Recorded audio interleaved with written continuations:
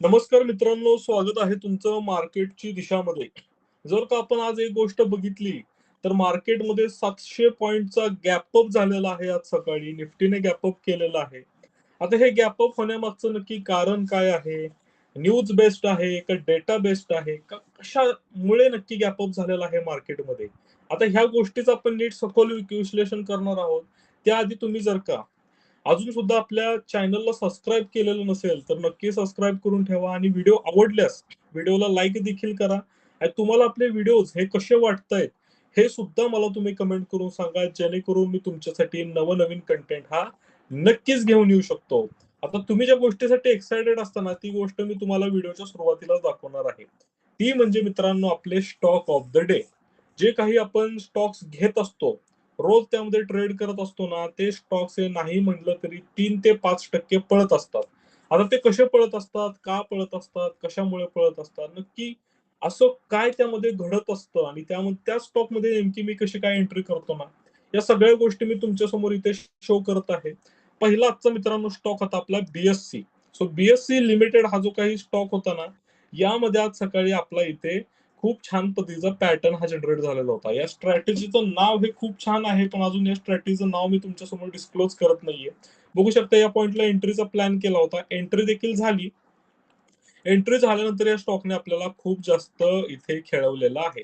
आता ते का खेळवलेलं आहे, कशा पद्धतीने खेळवलेलं आहे, एकदा इथे आपण चेकआउट करूया. आता या स्टॉकमध्ये टार्गेट तर काही आपलं कंप्लीट झालं नाही. मग इथे एक्झिट करण्याचं कारण हे मध्ये आधीच का होतं, तर त्यासाठी सुद्धा एक्सपिरियन्स होता. 2 दिवसापूर्वी सुद्धा एक स्टॉक तुमच्यासोबत शेअर केला होता. त्या सुद्धा स्टॉकने आपल्याला असंच मध्ये अडकवलेलं होतं. ते कशा पद्धतीने अडकवलेलं होतं बघा. पहिल्यांदा ही लेवल टेस्ट केली, सेलिंग आली. दुसऱ्यांदा ही लेवल टेस्ट केली, सेलिंग आली. आता म्हटलं तिसऱ्यांदा तिथपर्यंत जातोय. इथून काही वर जाण्याचं पोटेन्शियल दिसत नाहीये त्यामध्ये. व्हॉल्यूम सुद्धा डेड झालेले दिसत आहे.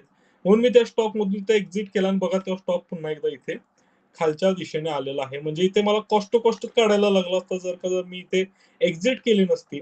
बरेचदा लोक काय करतात, एंट्री घेताना एंट्री ही प्लॅन करून करतात, पण एक्झिट करण्यासाठी कोणताही प्लॅन नसतो. हे बघा एक लक्षात ठेवा, मी तुम्हाला नेहमी सांगतो, एकतर टार्गेटला ट्रेड एक्झिट करा किंवा स्टॉप लॉसला एक्झिट करा. बट ते तुमचं टार्गेट नक्की कंप्लीट होणार आहे का नाही होणार, बिकॉज ज्यावेळेस आपण असे मोठे टार्गेट्स घेतो, 1:2, 1:3, 1:4, असे जे काही मोठे टार्गेट्स आपण घेत असतो ना, सो त्यावेळेस काय करायचं असतं आपल्याला माहितीये का, ह्या सिच्युएशनला नाही म्हटलं तरी 1:2 आज मी बुक केलेला आहे. 1:2चं टार्गेट इथे माझं आज झालेलं आहे, जे की सफिशियंट आहे माझ्यासाठी. काही एखाद्या दिवशी 1:5 बुक केलं पाहिजे असं काही नाही. 1:2 जरी बुक केलं तरी सुद्धा माझ्यासाठी सफिशियंट आहे. मी मार्केटची जी काही प्राइस ऍक्शन आहे ती स्टडी करून त्याच्या अकॉर्डिंगली माझे टार्गेट्स हे प्लॅन करत असतो. सो बेसिकली या स्टॉकमध्ये अशा पद्धतीने आपण एंट्री केलेली आहे. दुसरा मित्रांनो स्टॉक होता टाटा मोटर्स कमर्शियल व्हेकल. इथे टाटा मोटर्स लिमिटेड दिसते, पण टाटा मोटरचं डिमर्जर झालेलं आहे. ते दोन कंपन्या डिमर्ज झालेल्या आहेत. पहिली म्हणजे टाटा मोटर पॅसेंजर व्हेकल, म्हणजे ज्या काही आपण टाटाच्या गाड्या घेतो, नेक्सॉन असून दे, टाटा पंच असून दे, सो ह्या ज्या काही गाड्या येतात ना, तो टाटा मोटर्सच्या पॅसेंजर व्हेकल मध्ये येतात. पॅसेंजर व्हेकल म्हणजे काय, TMPV, म्हणजे जे काही आपल्या डॉमेस्टिक व्हेकल आहेत ते त्यामध्ये येतात. आणि टाटा मोटर्स कमर्शियल व्हेकल म्हणजे जे काही मोठे ट्रक्स वगैरे आहेत, सो जे काही कमर्शियल पर्पजला यूज केले जातात त्या व्हेकल्स त्यामध्ये येतात. सो आजचा स्टॉक होता टाटा मोटर कमर्शियल व्हेकल. या पॉइंटला एंट्री प्लॅन केली होती. बघा ह्याने स्ट्रेट इथे आपलं 1:3चं टार्गेट इथे बुक केलंय. 3% टार्गेट बेसिकली घेतलं इथे आपण छान पद्धतीने. 3% बुक केलेत. 1:2 मोजू नका, 3% सरळ यामध्ये बुक केलेत. तुम्ही जाऊन चार्ट वरती चेक करू शकता आपली एंट्री प्राइस आणि आपली इथे एक्झिट प्राइस. ओके, या सगळ्या गोष्टी तुम्ही चेकआउट करू शकता. सो जी गोष्ट तुम्हाला खूप आतुरतेने बघायची असती ती मी तुम्हाला व्हिडिओच्या सुरुवातीलाच दाखवलेली आहे. आता थोडंसं जाऊया आपल्या मार्केटकडे, की मार्केटने आज काय केलेलं आहे.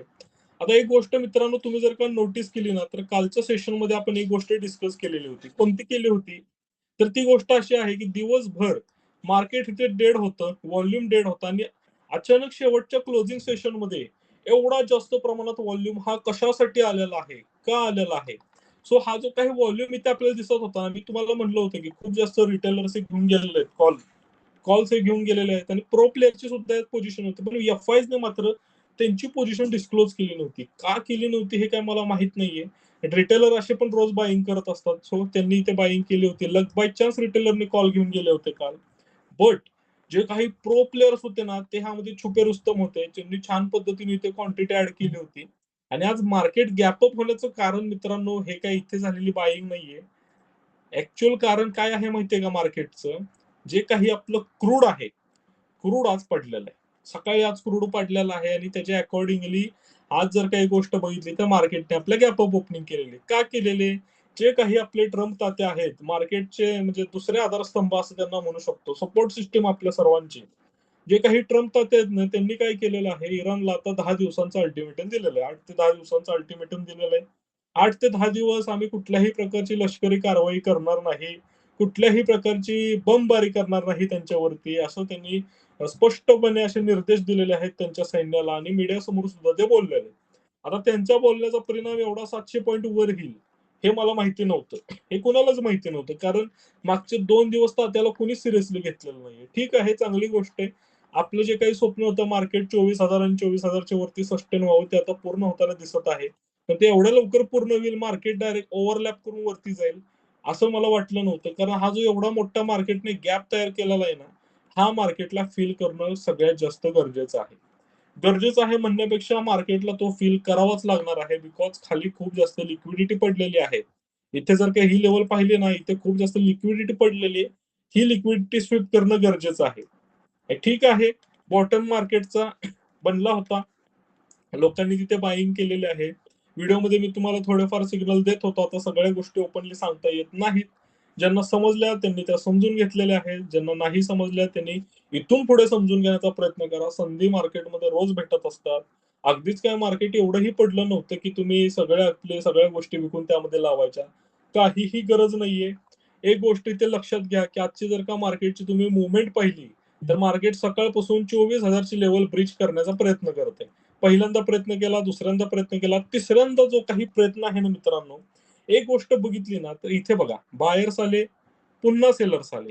बायर्सनी ताकद लावली, सेलर्सनी पुन्हा खाली ताकद लावली. पण एक गोष्ट लक्षात घ्या, सेलर्सची ताकद इथं कमी होताना दिसते का ना हो?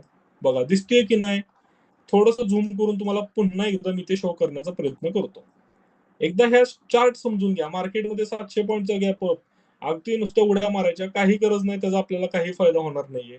ह्या गोष्टी शिकून घ्या. गॅप अप काही ती दिवाळी रोज होत नाही. कधीतरीच होती. लक बाय चान्स कोणी घेतला असेल कॉल तर. आता एक गोष्ट बघा इथे. बायर्स इथे स्ट्रॉंग होते. सेलर्स आले. बायर्सनी ताकद लावली. सेलर इथपर्यंत घेऊन आले. आले इथपर्यंत घेऊन पुन्हा बायर्सनी एवढ्या स्ट्रेंथमध्ये इथे ताकद लावली. 24,000च्या वरती क्लोजिंगही केली. सेलर्स इथे आले, आले, आले. आता सेलर ह्या लेवल पर्यंत आणू शकले नाहीत मार्केटला, इथपर्यंतच आणू शकले. याचा अर्थ काय आहे? इथे सेलर्स कमी झाले. सेलर्सनी प्रयत्न केला की वरचे जे काही सेलर होते त्यांनी त्यांच्या पोझिशन इथे शॉर्ट म्हणजे काय केलं माहिती काय? शॉर्ट कव्हरिंग केली त्यांनी. इथे शॉर्ट मारले, शॉर्ट कव्हरिंग केली, इथे शॉर्ट मारले, इथेच करून टाकली. आणि त्यांना कळलं आता आपण ताकद लावण्यात काय अर्थ नाही. हे जे बाकीचे लोक आहेत हे आता ताकद लावतात वरच्या साईडला खूप जास्त. बायर्सने पुन्हा डॉमिनेशन हातात घेतलं. वरून बघा इथं सेलिंग प्रेशर दिसतंय या कॅन्डल्समध्ये. सेलिंग प्रेशर दिसतंय, दिसतंय, दिसतंय, दिसतंय. पण ही जी काही कॅन्डल आपल्याला काय दर्शवते, ही कॅन्डल अशी आहे. हे बघा. ही जी काही कॅन्डल आहे ना, ती अशी आहे. ही एवढी खाली जाऊन आलेली आहे, पुन्हा वरती गेलेली आहे.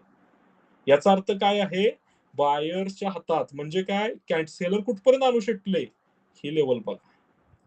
ह्या लेवलला सुद्धा टच करू शकले नाहीत. इथूनच वरती नेलं. याचा अर्थ बायर इथे स्ट्रॉंग होते. आणि शेवटी इथे बघा पुन्हा एकदा व्हॉल्यूम दिसत आहे. दिवसाच्या सुरुवातीला आणि दिवसभर फ्लॅट व्हॉल्यूम, दिवसाच्या शेवटी असं दिसतंय. हे असं काहीतरी होतंय. हा स्लोप तयार होतोय. याच्या मागचं कारण काय? चला, आता चार्ट स्टडी केला. आता थोडासा डेटाचा आधार घेऊया. डेटामध्ये काय दिसतंय आपल्याला? डेटा आलेला होता. एनालिसिस पण केलेलं आहे. आज थोडा व्हिडिओ टाकायला लेट झाला. डेटा लेट येण्याचं कारण होतं थोड्याफार प्रमाणात. आता डायरेक्ट आपण काय करूया, या बाकीच्या सगळ्या गोष्टी तुम्ही ग्रुपवरती वाचा. 9 तारखेसाठी डेटा आहे, गुरुवारसाठी. आता उद्याची संभाव्य हालचाल मित्रांनो काय सांगते मार्केटमध्ये? 24,000 आणि 23,900 हे जो काही सपोर्ट झोन आहे, तो जर का होल्ड झाला अपसाईडचं कंटिन्युएशन मिळू शकतं. हे चार्टही सांगतोय. अपसाईडसाठी 24,100, 24,300 हे झोन डिसिसिव्हली ब्रेक करणं खूप जास्त महत्वाचं आहे. ब्रेकआउट झाला तर फ्रेश रॅली येण्याची शक्यता दिसत आहे. जर 23,900च्या खाली जर का ब्रेकडाऊन झाला, डाउनसाइड मुवमेंट आली 23,700, 23,500 पर्यंत एक्सटेंड होऊ शकते.